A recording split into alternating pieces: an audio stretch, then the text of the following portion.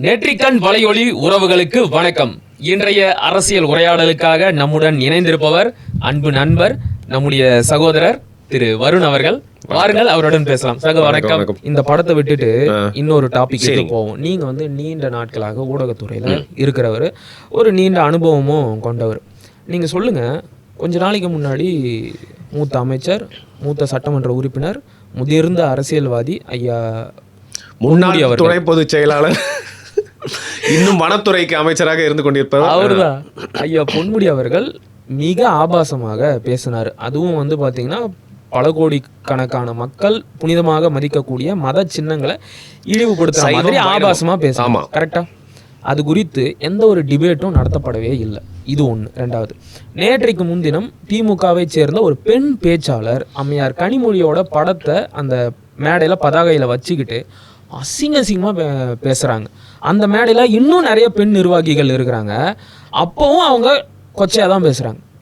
ஐயா சேகர் பாபு அவர்கள் யார் கூட ஃபோனில் பேசுகிறாரு, அந்த மாதிரி திட்டுறாரு. இது குறித்து ஏன் எந்த ஊடகமும் எந்த ஒரு விவாதத்தையும் நடத்த மாட்டேங்கிறாங்க? ஏன் அமைதியாக இருக்கிறாங்க? குணசேகரனோ, கார்த்திகை செல்வனோ, கார்த்திகேயனோ வாயே திறக்க மாட்டேங்கிறாங்களே, ஏன்?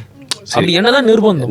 நீங்கள் சொல்லக்கூடிய இந்த ஊடகத்தில் வந்து பார்த்தீங்கன்னா வந்து சீஃப் எடிட்டராக இருக்க நிறைய பேரை வந்து பார்த்தீங்கன்னா என் கண் கூட சில சமரசமான இடங்களில் வந்து நான் பார்த்துருக்கேன். சரிங்களா? அந்த விஷயம் மீட்டிங்லாம் நான் வந்து பார்த்துருக்கேன். இருந்தாலும் வந்து இன்னைக்கு நம்ம வந்து ஒரு சாதாரணமாக எந்த பின்பலமும் இல்லாமல் ஒரு யூடியூப் சேனல் தான் நடத்திட்டு இருக்கோம். அப்படிங்கிறதுனால வந்து பார்த்தீங்கன்னா டைரெக்டாக எக்ஸ்போஸ் பண்ணுறது அப்படிங்கிறது நம்ம வேலை இல்லை. அதுக்கு நிறையா புலனாய்வு புலிகள், ரெக்கார்ட் பண்ணுறவன், ஹிடன் கேமரா வைக்கிறவங்களாம் இருக்கான். அதை வந்து அவங்களோட பொறுப்பில் விட்டுருவோம். ஆனால் சொல்லுங்க, என்ன நடந்திருக்கும்? இல்லை, இவங்க எல்லாருமே வந்து பார்த்தீங்கன்னா மெயின் ஸ்ட்ரீம் மீடியமில் முழுக்க இன்றைக்கி என்ன டிபேட் பண்ணணும் அப்படிங்கிறத வந்து அவங்க ஏற்கனவே அந்த அனுப்பிடுவாங்க.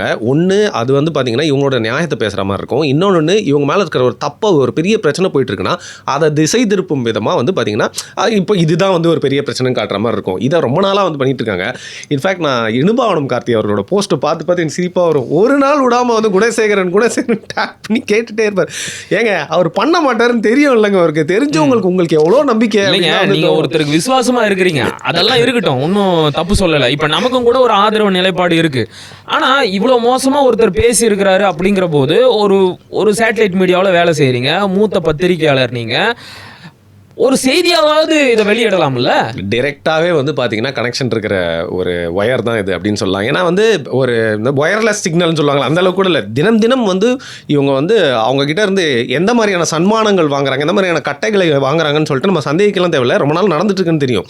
ஸோ தெரிஞ்ச நீங்கள் ஓப்பன் ட்ரூத்னு சொல்லுவோம், ஓப்பன் சீக்ரெட்னு சொல்லுவாங்க, அதை தான் நம்ம வந்து பேசிகிட்டு இருப்போம். இவங்க எல்லாருமே என்ன விவாதம் நடத்தணும், டிபேட் பண்ண, நியூஸ் கார்டு எப்படி போடணும், அதில் எந்த மாதிரியான திருப்பு செய்திகளாக அதை மாற்றணும் அப்படின்னு சொல்லிட்டு இவங்க பார்த்து தான் பண்ணிட்டு இருக்காங்க. இதில் முக்கியமாக என்னன்னு பார்த்தீங்கன்னா வந்து எஸ்வி சேகர் பற்றி நான் சொல்லணும். அவர் வந்து பார்த்தீங்கன்னா பெண் பத்திரிகையாளர் கொடுத்து எவ்வளோ அவதூறாக அசிங்கமாக பேசினான்னு தெரியும். திருப்பியும் ஒரு நாடகத்துலேயும் வந்து பெண் பத்திரிகையாளர் கொடுத்து வந்து தவறாக வந்து பேசியிருந்தார். மன்னிப்பு கூட கேட்க மாட்டேன்னு சொல்லிட்டார். அவருக்கு கலைஞர் டிவியில் வந்து ஒரு ஸ்லாட் வந்து கொடுக்குறாங்க. ஏன் இந்த ரெண்டு நம்பிக்கையில் ஏதோ ஒரு நம்பிக்கையை சேர்ந்தவர் தானே எஸ்வி சேகர். நிச்சயமா அந்த ஆள் வாழ்த்தவர்களை தெரியுது. வைணவரோ சைவரோ எனக்கு தெரியல, சைவம்னு நினைக்கிறேன். எனக்கு தெரிஞ்சு இவங்க கூட்டு சேர்ந்தவங்க எல்லாருமே எப்படி இருக்காங்கன்னு பார்த்தீங்கன்னா, இவங்களுக்கு வேணும் அப்படின்னா வந்து பிராமண தரப்பில் கூட்டும் சேர்ந்துப்பாங்க. இந்த பிராமண தரப்பில் நிறைய பேர் வந்து பார்த்தீங்கன்னா இவங்க கிட்ட இருந்து சில விஷயங்கள் வேணும் அப்படின்னா வந்து வெக்கமே இல்லாமல் அவங்களோட நம்பிக்கையை பற்றி தப்பாக பேசினா கூட அதை பற்றி ஏதோ ஒரு அறிக்கை கூட விட மாட்டாங்க. அந்த அளவுக்கு ஒரு ஓப்பன் அக்ரிமெண்ட்டில் தான் எல்லாருமே இருக்காங்க. திமுகவில் நடக்கக்கூடிய பிரச்சனைகள், திமுக ஒரு அமைச்சர் வந்து ஆபாசமாக பேசிட்டாருன்னு அதை மெயின் ஸ்ட்ரீம் மீடியமில் சன் நியூஸ்லேயோ இல்லை புதிய தலைமுறையிலையோ இல்லை பாலிமரில் விவாதம் போட மாட்டாங்க. இந்த மாதிரி எந்த நியூஸ் சேனல் வந்து விவாதம் போடுவாங்கன்னு நினைக்கிறதே எனக்கு நீங்கள் இன்னும் ரொம்ப அந்த மனசாட்சியான அரசியல் வெள்ளந்தியா இருக்கிறீங்களா அப்படின்னா நான் வெள்ளந்தியாலாம் இல்லை, இவங்க போட மாட்டாங்கன்னு தெரியும். ஆனால் நான் முன்னாடியே குறிப்பிட்ட மாதிரி நீங்க நீண்ட நெடிய காலமாக ஒரு ஊடகத்துறையில இருந்தவர். அப்படி என்னதான் இவங்களுக்கெல்லாம் பெரிய நிர்பந்தம் வந்துட போது, நீங்க ஒரு பொது ஊடகம் நடத்துறேன் அப்படின்னு சொல்லிக்கிறீங்க. இதெல்லாம் நடக்குது. முக்கியமான அமைச்சர் ஒருத்தர் இப்படி பேசியிருக்கிறாரு, இது குறித்து டிபேட் பண்ணலாமே. சரி, ஓகே, இப்போ நீங்கள் வந்து இதை பேசலை அப்படின்னா ஓகே, இதை பேசலை அப்படின்னா ஓகே. ஆனால் இதே மாதிரி சீமான் எங்கேயாச்சும் கோபப்பட்டு ஒரே ஒரு வார்த்தை விட்டுட்டாரு அப்படின்னா, நான் வெளிப்படையாகவே சொல்கிறேன், புதிய தலைமுறை செய்தியாளர் வந்து அண்ணன் சீமான் கிட்ட பேட்டி எடுக்கிறாங்க. அவர் வந்து கோபத்தில் பிக்காளி அப்படின்னு ஒரு வார்த்தையை விட்டுட்டாரு. கரெக்டா அந்த இடத்துல பீப்பை போட்டு அது ஒரு கெட்ட வார்த்தை மாதிரி சித்தரிச்சு அதை வந்து டிபேட்டபிளா எடுத்து அதுக்கு அவ்வளோ தூரம் பேசின அந்த புதிய தலைமுறையாகட்டும் மற்ற ஊடகங்களாகட்டும் ஏன் இதை பேசல? நீ இதையும் பேசாம விட்டுருக்கலாம். இதெல்லாம் மக்களுக்கு முக்கியமே கிடையாது, இதனால அரசியல்ல எதுவும் நடக்க போறது கிடையாதுன்னு சொல்லி நீ கடந்து போறேன்னு நானே எடுத்துக்குவேன். ஆனா இங்க இவ்வளோ கொடாயிர நீ ஏன் இங்க அமைதியா இருக்கிற? இல்ல அப்படி என்ன உனக்கு நிர்பந்தம்? நீங்க வந்து போடகமா பேசக்கூடாது, வெளிப்படையா சொல்லுங்க என்னதான் நடக்குது, இவங்களுக்கு எவ்வளவுதான் வருது மாசம்? எவ்வளவு வருதுன்னு எனக்கு தெரியாதுங்க, ஆனா ஏதோ வருது அது மட்டும் தெரியும். இன்னொன்னு பண்ண எண்ணி கொடுக்கும்போது நீங்க பக்கத்துல இல்ல. நான் அதை டிஸ்ட்ரிபியூட் பண்ண மாதிரி பேசிட்டு இருக்கீங்களே நீங்க. பார்த்ததை சொல்லுவேன். நான் என்ன சொல்றேன், லைக் ரொம்ப உயர்ந்த இடங்களா சொல்லப்படுற இந்த party places, 5 star hotels, clubs, இந்த மாதிரி இடங்கள்லாம் வந்து பாத்தீங்கன்னா திமுகவோட கொடி பறக்கக்கூடிய ஒரு கார் வரும். நீங்க சொல்லக்கூடிய இந்த செய்தி நிறுவனங்கள் இருக்கக்கூடிய அந்த ஹெட் எல்லாருமே அங்க இடத்துல சீக்ரெட், இதெல்லாம் சீக்ரெட் சொல்லுங்க, இதுதான் கேட்கறேன். சொல்லுங்க பண்ணி பேசுறதெல்லாம் நான் நிறைய வாட்டி பார்த்துருக்கேன். நீ ஏன் அங்கே போனலாம் கேட்கக்கூடாது. நான் என்னோட நண்பர்கள் கூட எங்கே வேணா போவேன், சொந்த காசில் போவேன், நான் ஜாலியாக இருந்துட்டு வருவேன். நான் சென்னையில் பிறந்து வந்த ஆள், என்னோட லைஃப் ஸ்டைல் அப்படிங்கிறது எனக்கு பிடிச்ச மாதிரி இடங்கள் போகிறது வரது தான் இருக்கும். ஆனால் நான் வந்து அண்டர் கிரவுண்ட் டீலிங் பண்ணலாம் போல, ஏதோ சாப்பிட்றதுக்கோ திங்கிறதுக்கோ நான் போயிருப்பேன். அந்த மாதிரி இடங்கள் நிறைய வாட்டி நான் வந்து பார்த்துருக்கேன். அப்படி இருக்கிறப்போ வந்து நீங்கள் சொல்கிற மாதிரி விஷயங்கள்லாம் உறுதி உண்மைன்னு சொல்லிட்டு என் கண் கூட பார்க்குறப்போ நான் வந்து உறுதிப்படுத்திருக்கேன். இன்னொரு விஷயம் என்ன ஒன்று பண்ணுறாங்கன்னு பார்த்தீங்கன்னா, இப்போ வந்து தண்டனை கொடுத்துட்டோம்ப்பா, என் பையன் செல்ல பையன்பா, அவனை அப்படி அடிச்சிட்டேன் அப்படிங்கிற மாதிரி காட்டுறதுக்கு என்ன பண்ணுறாங்க, துணை பொதுச் செயலாளர் பதவி வந்து பறிக்கிறாங்க. ஆனால் அமைச்சராக அவர் தொடர்றார். நான் என்ன சொல்கிறேன், ஒரு அமைச்சர் தானே அவர், தமிழ்நாட்டின் ஒரு அமைச்சரவையை ஒரு துறையை வந்து ரெப்ரசன்ட் பண்ணக்கூடிய அமைச்சர். அவர் வந்து 2 பெரிய சமூகங்கள் பற்றி நம்பிக்கையை பற்றி அவதூறாக பேசுகிறார். அது எதுக்கு நீங்கள் கட்சி சார்ந்த நடவடிக்கை எதுக்கு எடுத்து அதில் எங்களுக்கு என்ன வந்து பலன் கிடைக்க போகுது? அந்த இடத்துல மேடையிலேயே ஒரு அமைச்சராக தானே போய் பேசுகிறாரு. நிச்சயமா. அப்போ நீங்கள் வந்து அமைச்சர் பதவியில் தானே இறக்கிருக்கணும் அவரை. துணை பொதுச் செயலர் பதவி போனது வந்து அவருக்கு எந்த விதத்துலையுமே நஷ்டம் இல்லைன்னு நான் சொல்ல. பொன்முடி அவர்களுக்கு பெரிய நஷ்டம். ஏன்னா அரசியல்வாதியை பொறுத்த வரைக்கும் எந்த பதவியும் வரணும்னு தான் யோசிப்பான், ஒரு சின்ன பதவி கூட போகணும்னு யோசிக்க மாட்டான். ஆனால் இவங்க என்ன பண்ணுறாங்க, அந்த பதவி போயிடுச்சு, நீக்கப்பட்டார் அந்த செய்தியை ஃபுல்லாக ஒரு நாள் பண்ணாங்க. இதன் மூலமா மக்களோட கோபத்தை கொஞ்சம் தணிக்க பார்க்குறாங்க. இதை பண்ணாங்க எல்லாருமே அன்னைக்கு ஃபுல்லாக. அதை நான் வந்து பார்த்துட்டு இருந்தேன். ஆனால் டிபேட்டுன்னு சொல்லிட்டு சுத்தமாக எடுத்துகிட்டே வரல. குறிப்பாக துறை ரீதியான நடவடிக்கை தான் எடுத்துருக்கணும். நீங்கள் கட்சி சார்ந்த நடவடிக்கை எடுத்தா என்ன, எடுக்கலாம் இல்லை, அவர் கட்சி விட்டு நீக்கினா கூட எங்களுக்கு பிரச்சனை இல்லை. ஸோ அது மாதிரி ஒரு நியூஸை வந்து போட்டு நம்மளை ஆத்திர வேலையும் வந்து அன்னைக்கு பண்ணிட்டு இருந்தது வந்து இல்லை. நான் ஏன் வந்து திரும்ப வந்து இதை ஏன் எந்த ஊடகமும் பேசலன்னு கேட்குறேன்னா, ஊடகங்கள் இது போன்ற விடயங்களை டிபேட்டபிளா எடுத்தா மட்டும்தான் அரசியல்வாதிகள் மறுபடியும் இதே மாதிரி எந்த ஒரு எச்சரிக்கை உணர்வும் இல்லாம மேடையில அநாகரிகமான வார்த்தையை பயன்படுத்தி பேசாம இருக்கும். ஊடகங்கள் நம்மளை கண்காணிக்குது, நாம பேசுறத மக்கள் பார்த்துருவாங்க, நாளைக்கு நாம இந்த மூஞ்சை வச்சுக்கிட்டு மக்கள் மத்தியில போய் ஓட்டு கேட்க முடியாது. இப்போ அதைத்தான் கொஞ்ச நாளைக்கு முன்னாடி ஐயா ஏகலைவன் கூட சுட்டி காட்டினாரு. நீங்க என்ன பண்ணுங்க, வரப்போற சட்டமன்ற தேர்தலில் ஐயா பொன்முடிய வண்டியில ஏத்திக்கிட்டு அவர் பேசுனத கீழே வந்து ஒரு பேனரை வச்சுக்கிட்டு ஓட்டு கேட்க போங்க, மக்கள் ஓட்டு போடுறாங்களான்னு நானும் பாக்குறேன் அப்படின்னு சொன்னாரு. அதே தான் சொல்றேன். இப்ப நம்மளை கண்காணிக்கிறதுக்கு யாரும் இல்லை, நாம பேசுறதையெல்லாம் கேட்கறதுக்கோ விவாதிக்கிறதுக்கோ யாரும் இல்லை அப்படிங்கிற ஒரு நிலை ஏற்பட்டால், அந்த நிலை கொடுக்கின்ற தைரியத்துல துணிச்சல்ல இவங்க மேலும் மேலும் இப்படியே தானே இழிவா பேசுவாங்க. இப்ப பொன்முடிக்கே என்ன பெருசா நஷ்டம் ஏற்பட்டுடுச்சு, நீங்க சொன்ன மாதிரி அமைச்சர் பதவியே புடிங்கி இருக்கணும், கட்சி பதவியே புடிங்கிட்டாங்க, அவருக்கே அவ்வளவுதான் அப்படின்ற தைரியத்துல அதே கட்சியை சேர்ந்த ஒரு பெண் பேச்சாளர் தான் புசி ஆனந்த குறித்து அந்த பேச்சு பேசுறாங்க. இவங்க தான் உலகத்துக்கெல்லாம் நாகரிக பாடம் எடுக்கிறாங்க. எனக்கு புரியல. அப்போ இந்த ஊடகங்களும் இங்க கரெக்ட் ஆயிருச்சு, பொலிட்டீஷியன்ஸ் சுத்தமாக கரப்ட் ஆகிட்டாங்க.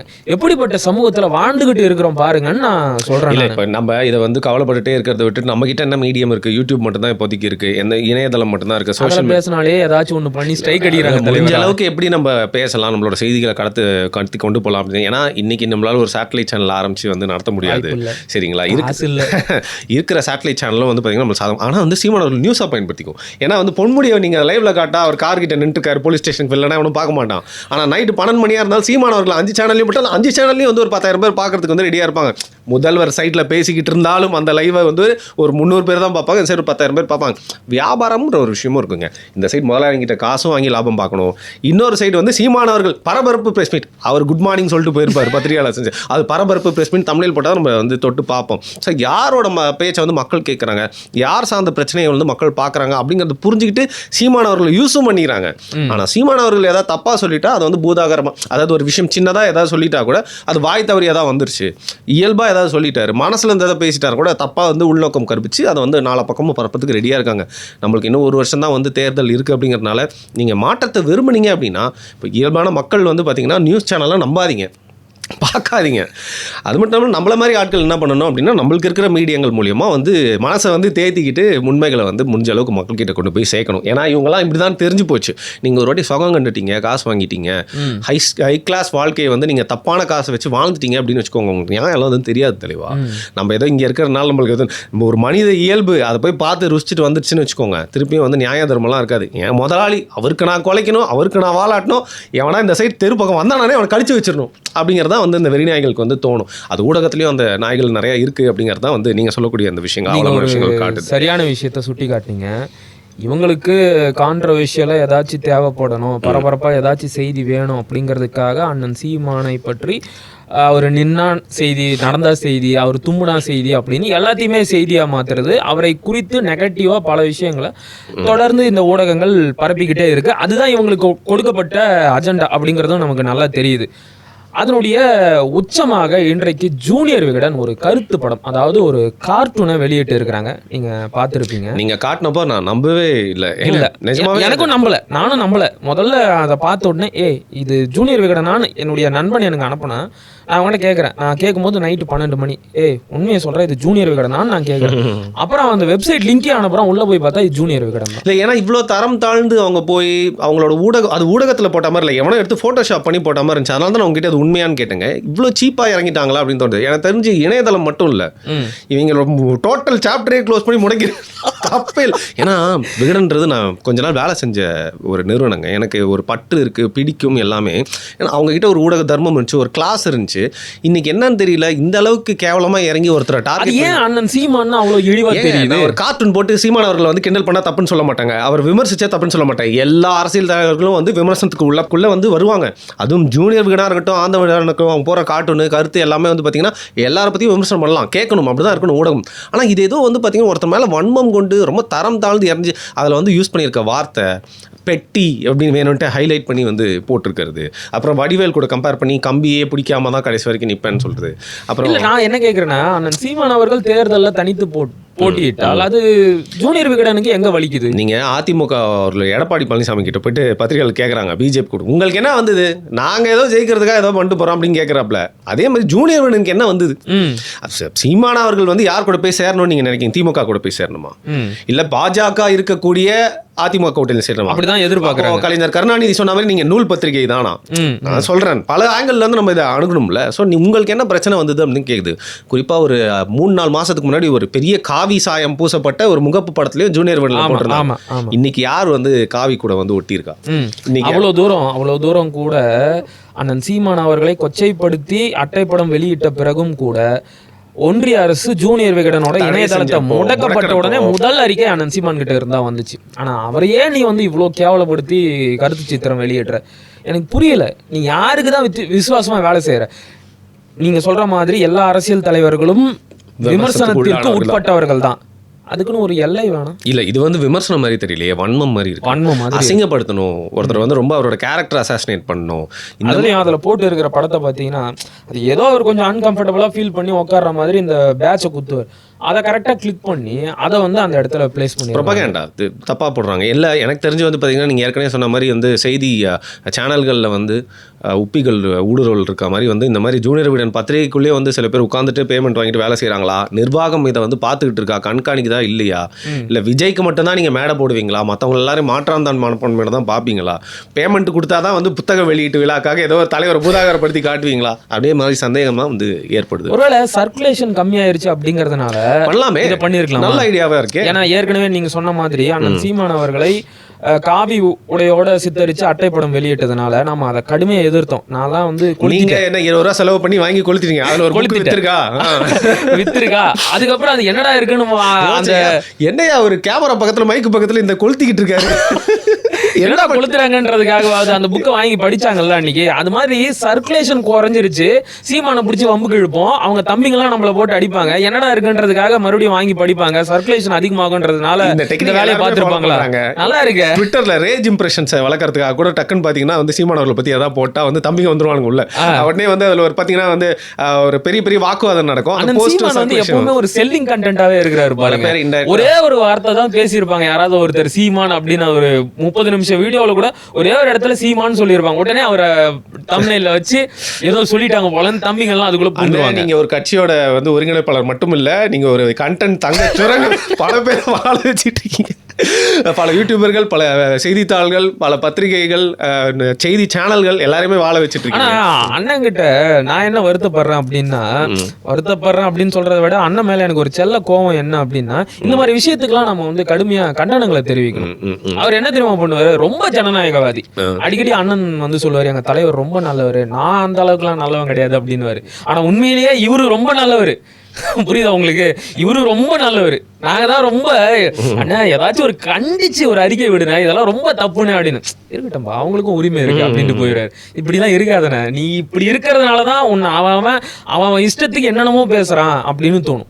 ஓகே, மணிதான் அடிக்கடி ஒரு விஷயத்த சொல்லுவாரு, தமிழ்நாடு அரசியல்ல இத்தனை ஆண்டுகால வரலாற்றில் சீமான் போல் அவமரியாதைக்கு உள்ளாக்கப்பட்ட ஒரு தலைவர் யாருமே கிடையாது.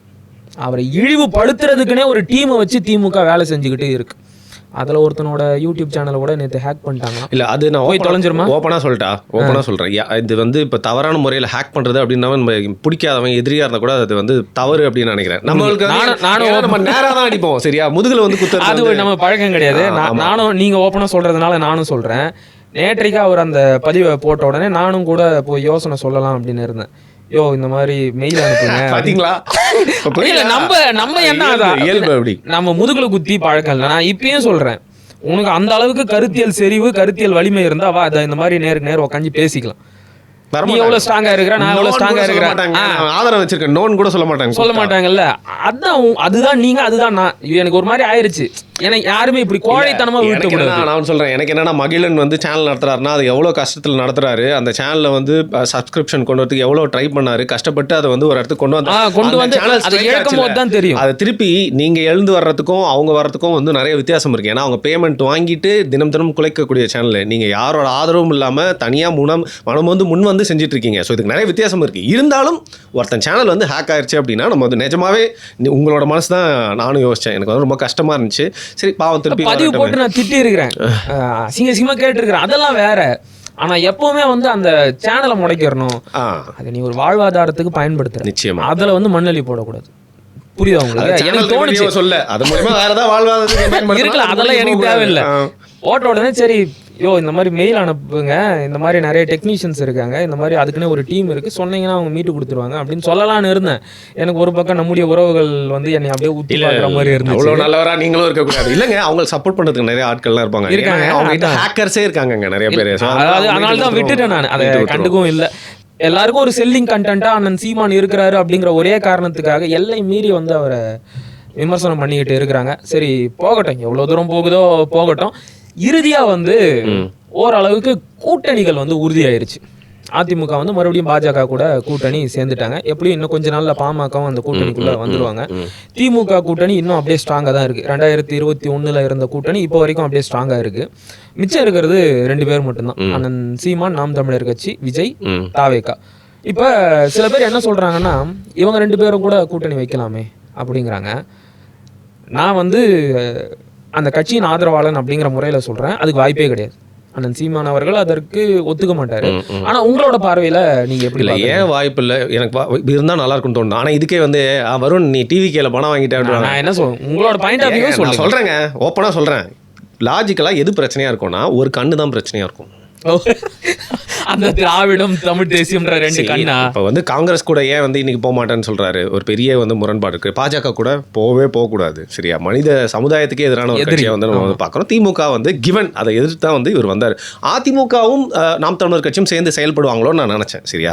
ஒரு சாதாரண, ஏன்னா இப்போ திமுகவோ அதிமுகவோ நான் எப்படி பார்க்குறேன்னு சொல்றேன், தவறா இருந்தால் நிறைய பேர் வந்து என்ன விமர்சனம் கூட. உங்க கருத்தை சொல்லுங்க. எந்த கட்சியா இருந்தாலும் தொடர்ந்து ஆட்சியில் இருக்கக்கூடாது, தெளிவா? இது இப்படிதான் நான் பார்க்குறேன். திமுக ஒரு வாட்டி வந்துச்சா அதிமுக வரணும், இல்லை நாம் தமிழர் கட்சி வந்துச்சா இன்னொரு கட்சி வரணும், அப்பதான் ஜனநாயகம் இருக்கும். ஏன்னா ஒருத்தரே பவர்ல ரொம்ப நாள் உட்கார்ந்துட்டா வந்து பாத்தீங்கன்னா பவர் கரப்ட்ஸ் அப்படின்னு சொல்லுவாங்க.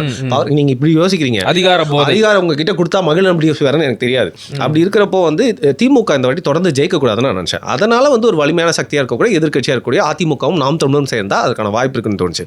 இன்னைக்கு ஆனால் அதுக்கான வழி இல்லை. அவங்க பிஜேபி கூட போயிட்டாங்க. திமுக கூட்டணி ஸ்ட்ராங்கா இருக்கு. இப்போ இருக்கிறது 2 பேர் தான். இந்த திராவிடம் ஒரு கண்ணு அப்படிங்கிறது எனக்கு ஒரு பெரிய ஒரு ஹேர்டுலாக ஒரு பெரிய தடையாக பட்டாலும் நீங்கள் வந்து ஒரு பேபி கட்சி உங்கள் மேலே எதுவும் கரை படியில, நீங்கள் இதற்கு வந்து தவறான அரசியலும் எதுவும் பண்ண ஆரம்பிக்கல, நீங்கள் ஆட்சியில் வந்து உட்காரல, நீங்கள் பவர் யூஸ் பண்ணி எதுவும் சம்பாரிச்சிக்கல, உங்கள் மேலே எந்த ஊழல் குற்றச்சாட்டும் இல்லை, ஏன்னா நீங்கள் இப்போ தான் வந்திருக்கீங்க. அந்த வகையில் நாம் தமிழர் கட்சி கூட வந்து விஜய் அவர்கள் அரசியலின்படி ஜூனியராக இருக்கிறதுனால அவர் சீமானவர்கள் கூட கரம் கோர்த்து செயல்பட்டார் அப்படின்னா உங்கள் கட்சிக்கு மட்டும் இல்லை, தமிழ்நாட்டுக்கு நல்லது. நீங்கள் தமிழ்நாட்டுக்கு தான் நல்லது செய்யறதுக்கு வந்திருக்கீங்க, உங்களுக்காக நல்லது செய்ய வந்திருக்கீங்க. அந்த வகையில் நீங்கள் வந்து பார்த்தீங்கன்னா சீமானவர்கள் கூட வந்து கரம் கோர்த்து செயல்படணும். அண்ணனும் தம்பியும் வந்து இணைவதற்கு ஒரு பெரிய தடையாக அந்த ஒத்த கண் இருக்காது. சரி, ரெண்டு பேருமே சேர்ந்து தம்பி வந்து மிகப்பெரிய ஃபிலிம் ஸ்டார், அதாவது விஜய் வந்து மிகப்பெரிய சூப்பர் ஸ்டார். இன்னைக்கு தமிழ் சினிமாவில் அவர் தான் சூப்பர் ஸ்டார், ஹீரோ இல்லையா? அந்த ஹீரோவுக்கு ஒரு ஈகோ இருக்கும். அந்த ஈகோ வந்து அண்ணன் சீமான தலைமை ஏத்துக்க விடுமா? வருவார் அவர்? சரி, நீங்க சினிமால சூப்பர் ஸ்டார் சொல்லிட்டீங்க. சரி, இப்ப அரசியலுக்கு வரும். அரசியல்ல யார் பெரிய ஸ்டார்? அது எங்க அண்ணன் தான். அவர் ஈகோன்னு சொல்லல. எல்லாத்துலயுமே ஒரு ஹைரார்க்கின்னு ஒன்று இருக்கு. நான் ஒரு விஷயம் கேள்விப்பட்ட, எந்த அளவுக்கு உண்மைன்னு தெரியாது. அதிமுக வந்து ஏதோ கூட்டணி பேச்சுவார்த்தைக்கு கேட்டப்போ புசி ஆனந்த் அவர்கள் அனுப்புனதாகவும் நீங்க பாதி ஆட்சி நாங்க பாதி ஆட்சின்னு சொன்னா அவர் வந்து சைடு கண்ட்ல லெஃப்ட் ஹேண்ட்ல டீல் பண்ணிட்டதா சொல்றாங்க. அது உண்மையா இருந்தா நீங்க அந்த அளவுக்கு ஒரு அரசியல் புரியல் தான் இருக்கீங்கன்னா ரொம்ப கவலையா இருக்கு. தயவுசெய்து உங்களோட ஆலோசகரில் மாற்றுங்க. தயவுசெய்து வந்து பார்த்தீங்கன்னா வந்து நீங்கள் உங்களோட ஈகோவில் ஒரு வேலை நீங்கள் அப்படின்னு சொல்ல அப்படி குற்றச்சாட்ட முடியாது. நீங்கள் அந்த ஈகோவில் இருந்தீங்கன்னா தயவுசெய்து வெளில வாங்க. நீங்கள் வந்து உங்களோட கேரியரோட உச்சத்துலேருந்து வந்திருக்கீங்க அப்படின்னா வந்து பார்த்தீங்கன்னா தமிழக மக்களுக்காக தான். உங்களோட கேரியரோட உச்சத்தை நீங்கள் விட்டாங்கன்னா இல்லைனா நீங்கள் பல கோடி ரூபாய் ஏற்கனவே சம்பாரிச்சு செட்டில் ஆகிட்டீங்க, நீங்கள் தான் சூப்பர் ஸ்டார் உச்சத்தை தொட்டு நீங்கள் தமிழ்நாட்டுக்கு மக்களுக்காக வந்திருக்கீங்க அப்படின்னா நாம் தமிழர் கட்சியோட நீங்கள் கைகோர்த்து செயல்பட்டால் உங்கள் மேலேயும் வந்து கரப்படியாது. ஏன்னா நாம் தமிழர் கட்சி இன்றைக்கு வரைக்கும் வந்து அதிகாரத்தை ருசிக்கல. அவங்க வந்து ஒரு 15 வருஷமாக களம் ஆடிட்டு இருக்காங்க, 10 வருஷம் மேலே ஒரு கட்சியாக இருக்காங்க அப்படின்னா அவங்களுக்கு வாய்ப்பும் கொடுத்து பார்க்கலாம் தமிழக மக்கள். ஏன்னா எவனுக்கோ கொடுத்துருக்கீங்க. நாம் தமிழர் கட்சி வந்து வெற்றி பெறதுக்கு நீங்களும் வந்து ஒரு உறுதுணையாக இருந்துட்டு போங்க. இன்னைக்கு உங்களுக்கும் கூட்டணிக்கான பெரிய ஆப்ஷன்ஸ் எதுவும் இல்லை, பெருசாக எதுவும் இல்லை. லெட்டர் பேட் கட்சிங்க வேணால் வந்து நிற்கும். ஸோ அந்த வகையில் நீங்கள் வந்து பார்த்தீங்கன்னா நாம் தமிழ் கட்சி கூட வந்து சேர்ந்து செயல்படுறது ரொம்ப நல்லது அப்படின்னு ஒரு தமிழ்நாட்டை சேர்ந்த ஒரு நடுத்தர வயதுள்ள இளைஞராக வந்து என்னுடைய ஹம்பிள் ஒப்பீனியன், அவ்வளோதான், தாழ்மையான கருத்து, அவ்வளோ. சரி, ஓகே. உங்களுடைய கருத்துக்களை நாம் உறவுகள் கிட்ட கொண்டு போய் சேர்ப்போம். அவங்க என்ன சொல்கிறாங்க அப்படிங்கிறத கமெண்டில் படித்து பார்க்கலாம். எங்களோட இணைந்த பல்வேறு கருத்துக்களை ரொம்ப விரிவாக பகிர்ந்துக்கிட்டீங்க. ரொம்ப மகிழ்ச்சியாக இருந்துச்சு. மிக்க மகிழ்ச்சி. நன்றி. மிக்க நன்றி.